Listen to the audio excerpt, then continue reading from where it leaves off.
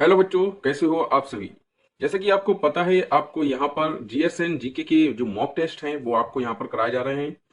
UP police constable री exam के जो भी मोस्ट इंपोर्टेंट जीएसएन जीके के क्वेश्चन रहने वाले हैं या आने की संभावना जिनकी ज्यादा है, वो आपको यहाँ मॉक टेस्ट के जरिए कराए जा रहे हैं, जो कि बिल्कुल एकदम एग्जाम पैटर्न पर आधारित है। ठीक है ना। चलिए यहाँ पर स्टार्ट करते हैं क्लास। यहाँ पर आप पहला क्वेश्चन देख रहे होंगे, my country my life. My country my life किसकी आत्मकथा है। ठीक है ना। यहां पर आपसे ये पूछा गया है कि माई कंट्री माई लाइफ किसकी आत्मकथा है। तो जरा बताइए इसका राइट आंसर क्या हो जाएगा। देखिए, माई कंट्री माई लाइफ जो आत्मकथा है ना, वो लाल कृष्ण आडवाणी जी की है। ठीक है ना, लाल कृष्ण आडवाणी जी की है। तो यहाँ पर आपका right answer option number C हो जाएगा। ठीक है, ऑप्शन नंबर सी जिसका भी आ रहा है बिल्कुल सही है। चलिए अगले क्वेश्चन की ओर बढ़ते हैं। यहां पर आप अगला क्वेश्चन देख सकते होंगे कि भारतीय राज्य की कौन सी मुख्यमंत्री यानी सीएम अपनी विरोधी पार्टी के अध्यक्ष से विभावित थी। यहां पर देखिए, भारतीय राज्य की कौन सी मुख्यमंत्री अपनी विरोधी पार्टी के अध्यक्ष से विभावित थी, मतलब विवाहित थी। ठीक है ना, जिनसे उनका विवाह हो रखा था। तो वह कौन थी, आपसे ये पूछा गया है। तो जो सुचेता कृपलानी जी थी ना, वो थी। ठीक है ना। तो ऑप्शन नंबर बी आपका यहाँ पर सही हो जाएगा। ऑप्शन नंबर बी जिसका भी आ रहा है वो बिल्कुल राइट है, बिल्कुल सही है। ठीक है, चलिए अगले क्वेश्चन की ओर बढ़ते हैं। चलिए इस क्वेश्चन का आंसर बताइए कमेंट में हमें। इस क्वेश्चन का आंसर आपका क्या आ रहा है। कॉमन सा क्वेश्चन है, ज्यादातर परीक्षाओं में इससे रिलेटेड क्वेश्चन भी पूछे जाते हैं। जैसे कि आप यहाँ पर देख सकते हैं कि दिवस से रिलेटेड क्वेश्चन है ये। निम्नलिखित में से किस तिथि को विश्व विकास सूचना दिवस मनाया जाता है। आपसे पूछा गया है कि विश्व विकास सूचना दिवस कब मनाया जाता है, यहाँ पर आपको बताना है।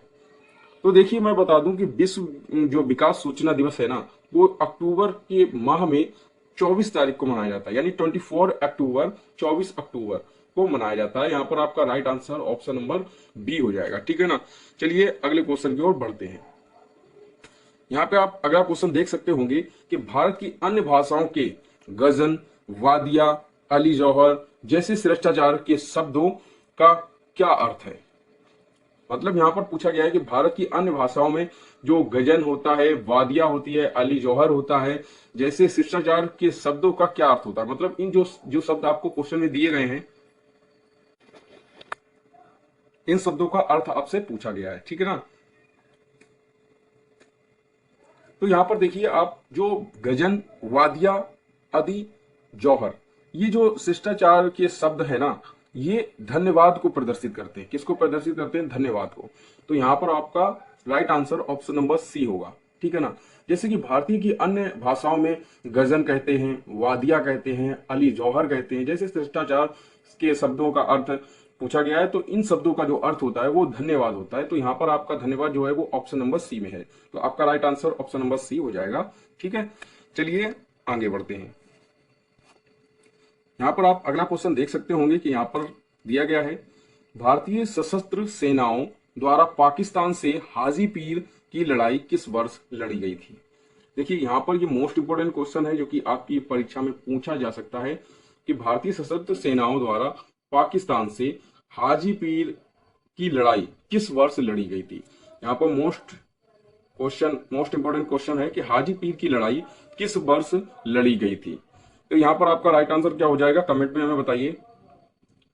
देखिए, जो हाजी पीर की जो लड़ाई है, जो भारतीय सशस्त्र सेनाओं द्वारा पाकिस्तान से जो लड़ी गई थी, वो सन 1965 में हुई थी। कब हुई थी? तो सन 1965 में हुई थी। आपका राइट आंसर यहाँ पर सी हो जाएगा। तो जिसका भी आंसर यहाँ पर सी आ रहा है वो बिल्कुल सही है, बिल्कुल राइट है। चलिए अगले क्वेश्चन की ओर बढ़ते हैं। यहाँ पर आप अगला क्वेश्चन देख सकते होंगे कि नागार्जुन कौन थे। नागार्जुन जो थे वो कौन थे, यहाँ पर आपसे पूछा गया है। जो नागार्जुन जो थे वो कौन थे? यूनानी शासक थे, या वैदिक ऋषि थे, या जैन भिक्षु थे, या बौद्ध दार्शनिक थे। तो यहाँ पर आप अपना आंसर कमेंट में बताइए कि आपका आंसर क्या आ रहा है। देखिए, नागार्जुन जो थे वो एक बौद्ध दार्शनिक थे। कौन थे? बौद्ध दार्शनिक। और आपका एक बौद्ध दार्शनिक जो है वो ऑप्शन नंबर डी में है, तो आपका right answer option number D हो जाएगा। ठीक है, चलिए अगले क्वेश्चन की ओर बढ़ते हैं। ये कॉमन सा क्वेश्चन था जो कि आपकी परीक्षाओं में ज्यादातर पूछा जाता है। चलिए अगले क्वेश्चन की ओर बढ़ते हैं। इनमें से कौन सा मुगल सम्राट, इनमें से कौन सा मुगल सम्राट जो है अनपढ़ था? ठीक है ना, इनमें से कौन सा मुगल सम्राट अनपढ़ था? ज्यादातर परीक्षाओं में आपको ये क्वेश्चन देखने को मिलेगा। तो यहाँ पर आपका राइट आंसर क्या हो जाएगा, कमेंट पे में बताइए। देखिए, जो मुगल सम्राट, जो मुगल एक शासन था, मुगल शासन जो था, उसमें एक ऐसा शासक या ऐसा सम्राट था जो कि अनपढ़ था। तो वही आपसे यहाँ पर पूछा गया है कि इनमें से कौन सा मुगल सम्राट अनपढ़ था। आपको यहाँ पर नाम दिए गए हैं जैसे कि अकबर, शाहजहां, औरंगजेब, बहादुर शाह, जफर। ठीक है ना, तो इनमें से कौन सा मुगल सम्राट अनपढ़ था, आपसे ये पूछा गया है। तो मैं आपको बता दूं कि मुगल शासन जो था ना, मुगल शासन में एक अकबर एक ऐसा सम्राट था जो कि अनपढ़ था। अकबर क्या था, एक मुगल सम्राट था जो अनपढ़ था, अकबर। ठीक है ना, यहाँ पर आपका right answer option number A हो जाएगा। जिसका भी ऑप्शन नंबर ए आ रहा है बिल्कुल सही है, और आपने ज्यादातर परीक्षाओं में देखा होगा ये क्वेश्चन आता भी है। चलिए अगले क्वेश्चन की ओर बढ़ते हैं। यहाँ पर आप अगला क्वेश्चन देख सकते होंगे, कुछ वर्ष पहले किस एशियाई देश ने अपना राष्ट्रगान बदल दिया है? क्या कुछ वर्ष पहले, यानी कि कुछ वर्ष पहले जो है वो किस एशियाई देश ने, एशियाई देशों में से पूछा जा रहा है कि कुछ वर्ष पहले किस एशियाई देश ने अपना राष्ट्रगान बदल दिया है? तो वह देश कौन सा है, आपसे ये पूछा गया है। यहाँ पर आपको चार नाम दिए गए हैं जैसे कि बांग्लादेश है, नेपाल है, अफगानिस्तान है और मालदीव है। तो यहाँ पर आपका राइट आंसर क्या हो जाएगा, यहाँ पर अपना राइट आंसर कमेंट में बताइए। देखिए, जो एशियाई देश है ना, वो कुछ वर्ष पहले जो एशियाई देश एक था जिसने अपना राष्ट्रगान बदला है वह है नेपाल। ठीक है ना, नेपाल देश ऐसा है जिसने अपना हाल ही में जो है अपना राष्ट्रगान बदला है। ठीक है ना, तो यहाँ पर आपका राइट आंसर क्या होगा, ऑप्शन नंबर बी बिल्कुल सही होगा। ऑप्शन नंबर बी बिल्कुल आपका सही होगा, नेपाल। देखिए, आपको इस क्लास में कितने क्वेश्चन मिल रहे हैं हमें कमेंट पे जरूर बताइए, जिससे कि मैं देख सकूं कि कितना आपका स्कोर बन रहा है। चलिए अगले क्वेश्चन की ओर बढ़ते हैं। यहाँ पर आप अगला क्वेश्चन देख रहे होंगे कि ऐतिहासिक विक्टोरिया पार्क, ऐतिहासिक विक्टोरिया पार्क जिसे अब जंग ए आजादी पार्क का नाम दिया है, कहाँ स्थित है? देखिए, यहाँ पर सोचने और समझने की बात है कि ऐतिहासिक जो विक्टोरिया पार्क था ना, वो जिसका अभी नाम बदल दिया गया है, उसका नाम कर दिया गया है जंग ए आजादी पार्क। ऐतिहासिक विक्टोरिया पार्क जिसे अब जंग ए आजादी पार्क के नाम दिया गया या नाम से जाना जाता है, कह सकते हैं। अब आपसे पूछा गया है कि ये कहाँ पर स्थित है। ठीक है, अगर एग्जाम में ऐसे भी आ सकता है कि विक्टोरिया पार्क कहां पर है और जंग ए आजादी पार्क कहां पर है, तो आपका राइट आंसर क्या होगा? यहां पर विक्टोरिया पार्क इसका पहले नाम था, ऐतिहासिक विक्टोरिया पार्क, जिसे अब इसका नाम क्या होगा है कि अब इसका नाम जो है वो जंग ए आजादी पार्क कर दिया गया है। तो यहाँ पर आपका राइट आंसर हो जाएगा ऑप्शन नंबर डी, मेरठ में। ठीक है ना, ऑप्शन नंबर डी आपका बिल्कुल सही होगा। जिनका भी ऑप्शन नंबर डी आ रहा है बिल्कुल परफेक्ट है, बिल्कुल सही है। जिनका भी ऑप्शन नंबर डी आ रहा है, मेरठ में ये जो विक्टोरिया पार्क और विक्टोरिया पार्क, जंग ए आजादी पार्क, ये मेरठ में स्थित है। ऑप्शन नंबर डी बिल्कुल सही है। चलिए अगले क्वेश्चन की ओर बढ़ते हैं।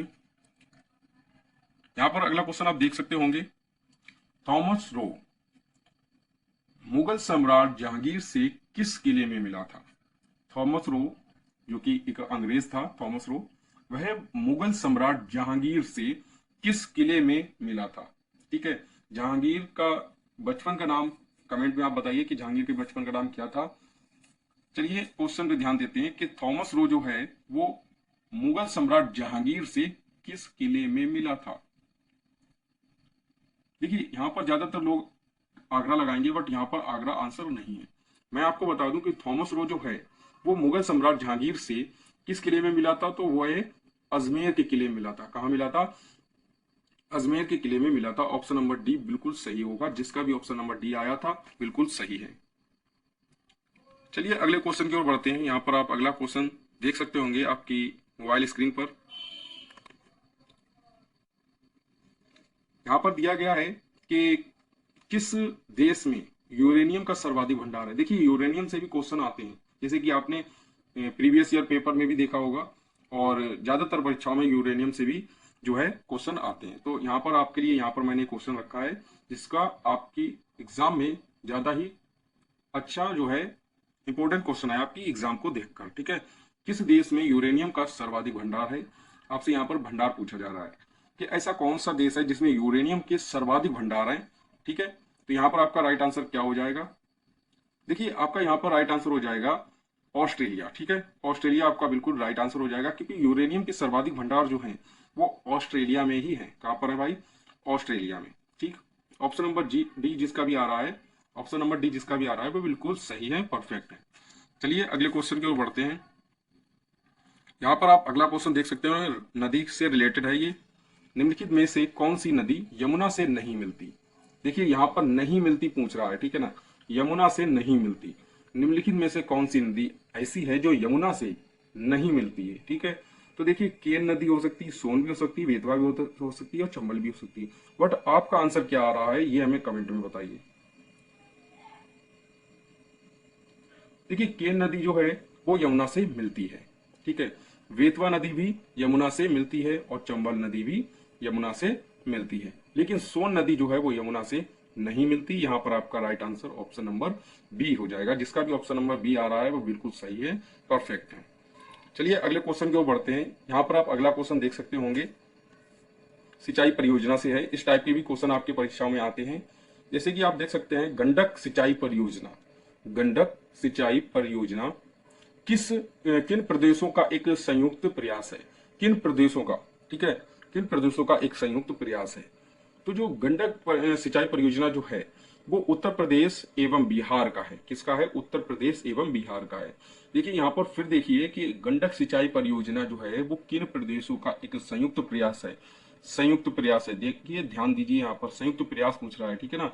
किन देशों का, किन प्रदेश, सॉरी किन देशों का नहीं, किन प्रदेशों का कह सकते हैं, ठीक है। किन प्रदेशों का एक संयुक्त प्रयास है, किन प्रदेशों का एक संयुक्त प्रयास है।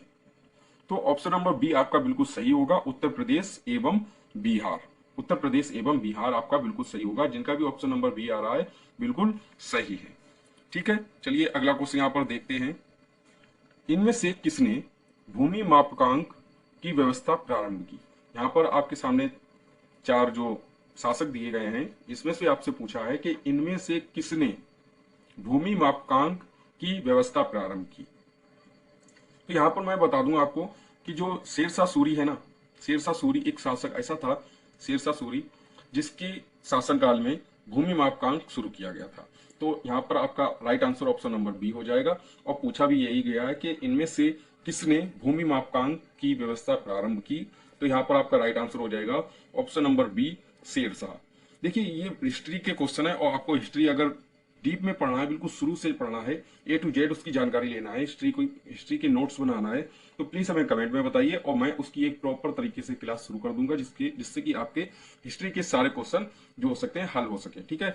चलिए अगले क्वेश्चन की ओर बढ़ते हैं। यहाँ पर आप अगला क्वेश्चन देख सकते होंगे कि शहद का प्रमुख घटक है। शहद, शहद देखा है, हनी जिसे कहते हैं। तो शहद जो है उसका प्रमुख घटक है क्या है, यहाँ पर आपसे ये पूछा है। तो शहद का अगर प्रमुख घटक देखा जाए तो फ्रक्टोज होता है। क्या होता है? फ्रक्टोज होता है। आपका ऑप्शन नंबर डी बिल्कुल सही होगा। जिसका भी ऑप्शन नंबर डी आ रहा है वो बिल्कुल सही है, फ्रक्टोज होता है, ठीक है। चलिए यहाँ पर आपकी क्लास समाप्त की जाती है। जैसे कि आपने यहाँ पर देखा कि मैंने आपके लिए जो जीएस एंड जीके के मोस्ट इंपोर्टेंट क्वेश्चन है वो आपको इस मॉक टेस्ट में कराए हैं। आपके कितने क्वेश्चन इसमें सही हुए और कितने गलत हुए आप हमें